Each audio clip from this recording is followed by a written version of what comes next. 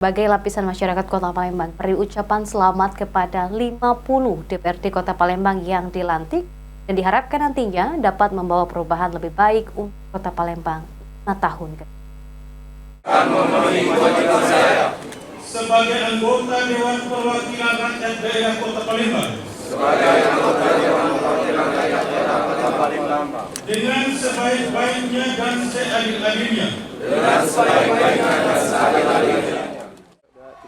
Selamat kepada anggota DPR Palembang yang terpilih.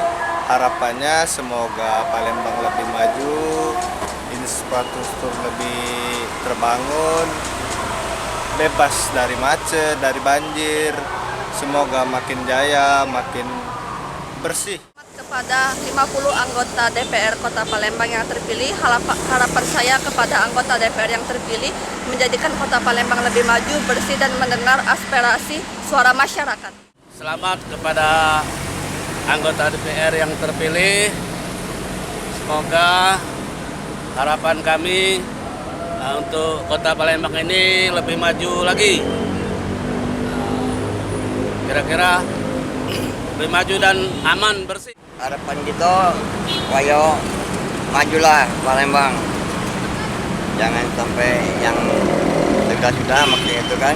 Terus rakyat yang kecil unjuk rasa bisa ditanggapin kayak gitu. Akan bekerja dengan sungguh-sungguh demi tegaknya kehidupan